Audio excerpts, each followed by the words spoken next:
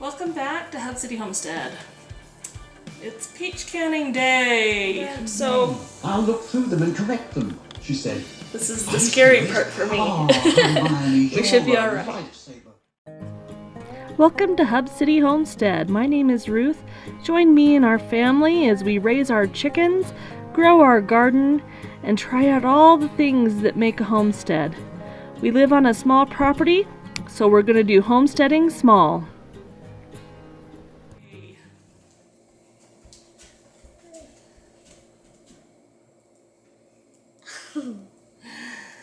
Okay, it's a few days after my last video. I have been fearing, anxieting, very nervous about doing pressure canning. So I just have to jump on the horse and just go for a ride. So here I am. We're going to start with peaches today. The first thing you got to do with peaches is skin them. Now these are really teeny peaches, so they're seriously like the size of apricots. They're so cute. So what we have to do is we bring a pot of water to boil. We set the peaches in there to boil for 2 to 3 minutes. Then we set them into a bath of ice water. So I've got my water heating to boil. And I need to fill up my sink full of bath water. The other thing we have to do is measure out about approximately the weight that we're going to do. The recipe or the one I'm using says that for pint jars it needs about a 1 1/4 pound peaches. So for the amount of pint jars I have, we're going to do about 7.5 pounds of peaches. I think that might be what I have here, so we'll probably end up doing all of these peaches. So, here's the adventure. Like many of you, you're finding it hard to find jars and lids. Earlier in the summer, I did strawberry freezer jam, and bought quite a few jars, and my mom brought me some jars, and we used most of them for strawberry jam. So we've eaten some of that strawberry jam, so I've got a few jars. I had a few pint jars left over, or that I'd gotten from other things, and so I don't have very many jars. So we are limited on what we can do. But this isn't about how much I can do this year. This year, it's about whether I can do it or not. Many of our goals have to be with how much weight can I lose, how much money can I make, how many things can I sell, how much food can I get into my pantry. For me, my goal is, can I do a garden here where we've moved? Can I raise chickens? Can I breed chickens? Looks like we've got 5 pounds, so we'll see what we can do here. Whoa. So, don't always make your goals about how much. Make your goals about what you want to, what you're going to do. Like, what are you going to learn from this experience? Sometimes that is an amount.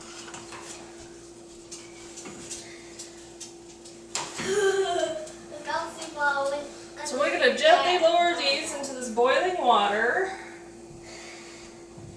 Run them for 2 to 3 minutes.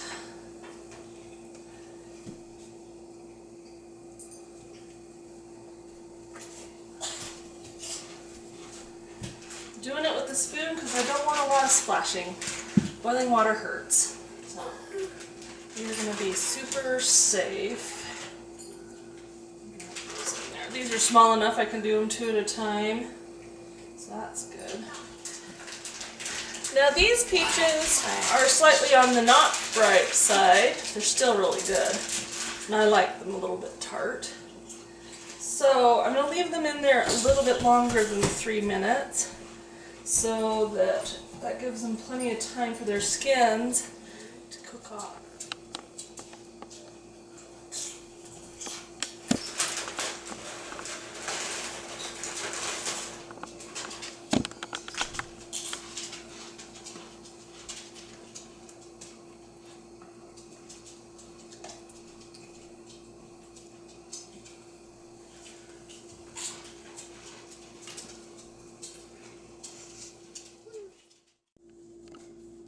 You know that you've successfully boiled them and cooled them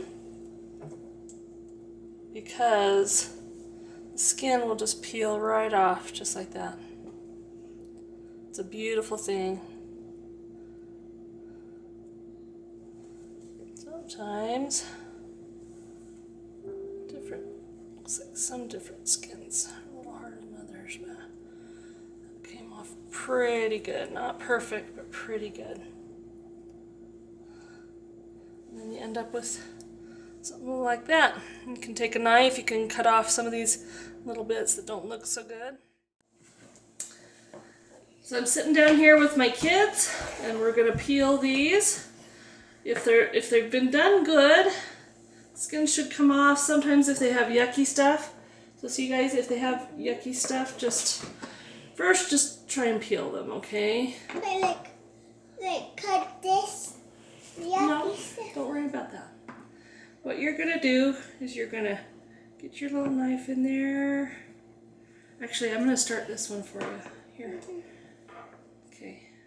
So you're gonna take this and you're gonna peel it down the best you can.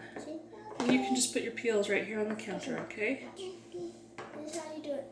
He's cutting it. Oh, excellent.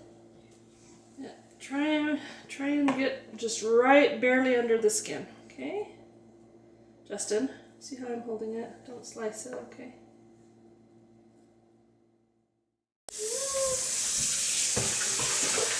Here are our lovely peeled peaches. Now we're gonna slice them and get them ready to be cooked in syrup. Syrup. Yep, syrup. For slicing, pull your peach out. You want to cut all the way around.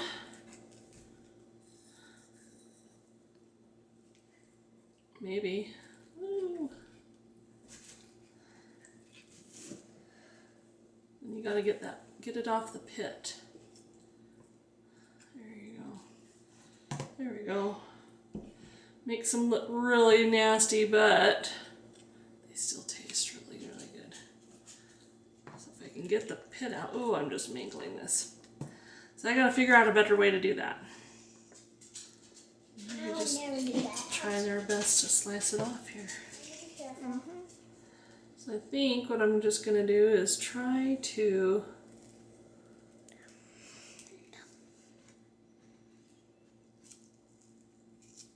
cut down the sides. I used to do this as a kid with my mom. I can't remember how we did it. So we'll just do the best that we can with the sliminess. You have to do it. So the fortunate thing about this is these peaches will be used for peach cobbler. Most likely they won't necessarily be used for just eating. Though you could. In peach cobbler, I like them, the piece is kind of smaller anyway. In fact, we'll do recipe day, Baking with Deanna, where I have her make my favorite peach cobbler recipe. She's an awesome kid, and every year for my birthday, she didn't do it on my birthday this year, but she did do it a couple days after. She makes me a peach cobbler from this recipe because it's so good. So if any of you have suggestions on the best way to slice peaches to put into bottled peaches, please let me know. Like I said, I'm just learning this. It's been years since I've done some of these bits, and so I feel like I'm just totally mangling this job. Which was apparently having a sale. They're a little mangled, He said, and they're just little pieces. They were little peaches, so it was kind of hard to do that. But they'll do for my first time. They sure smell good. Do they smell good, Kaylee? I bet they'll taste good. The next step I've got to take is to make the syrup that I'm going to can my peaches in. I'm just going to do a very light syrup. This recipe is for pint jars because that's what I'm going to use, is the pint jars. It calls for 6.5 cups water and 3/4 cups sugar. Because I want to be able to taste my peaches and not have them taste like candy. So put that in the water. We're going to get the sugar all stirred in, and we're going to wait for this to boil. Once this boils, we put our peaches in and we let them cook for a little bit. And then we put them in our jars. We brought our syrup to a boil, added the peaches. We wait for it to come to a boil again. And we cook the peaches for a little bit. And this way it cooks them a little bit, gets air bubbles out, and helps them to retain some of their flavor.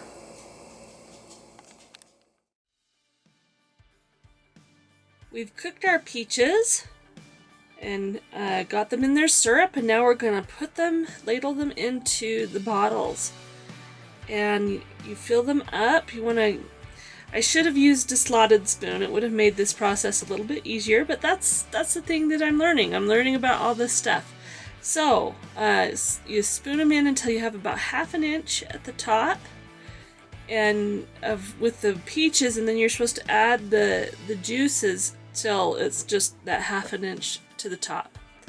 I ended up filling 4 jars, and I was pleased with that. I don't have a lot of jars, so I was just happy that I had enough to do this little job.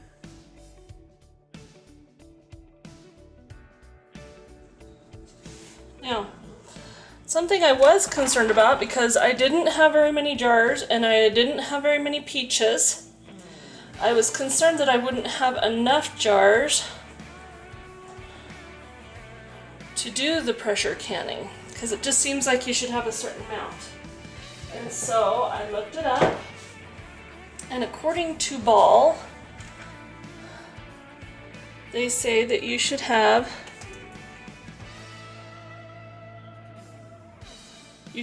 a minimum of 4 pint jars in the pressure canner for pressure canning, obviously. So, fortunately, we do. We have 4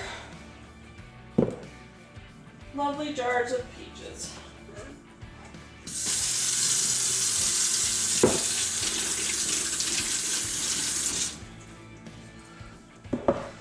All cleaned, rims all cleaned off really good. Okay, I don't see any nicks or dings. Now I know with water bath canning, they encourage you to soak the lids to soften up that rubber gasket part. In the instructions I've seen, you don't have to do that if you're pressure canning. And I believe it's because the pressure causes that cooking and that sealing to happen just fine without having to warm the lids. So we're going to get those on there. Just like that.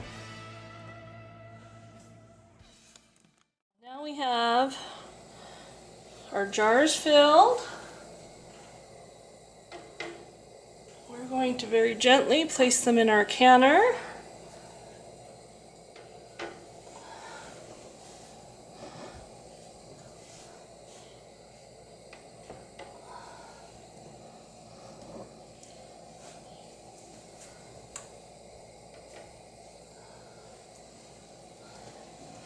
Like so. Very pretty. And we'll attach our lid, and they're supposed to go for 10 minutes at 10 pounds of pressure. Biggest, you tore it into 8. So we run the pressure canner 10 minutes without the regulator on the top, according to the instructions. And now we've got the regulator on top, and we do that for 10 minutes and hope it doesn't explode. But the nice thing is it's got a second vent and this emergency overflow vent, so I'll look through them and correct them, she said. this is the scary part for me. We should be alright. Okay, so the pressure cooker is done pressure cooking at this point. At least it's off the heat. And then what we're supposed to do is let it sit for a while the pressure releases, and when this little thing drops, that means the pressure has dropped in the pot. So this little thing right here. And then at that point we can take this off and let the whole pot cool down, and then open it up and see if we've got beautifully canned peaches. I can't wait to see. We finished canning our peaches. We've pulled them out of the pot. They look gorgeous, and the thing didn't explode. So, I'm thrilled. I survived my first solo canning experience. I'm grateful for my kids helping. I want to show you these beautiful bottles of peaches.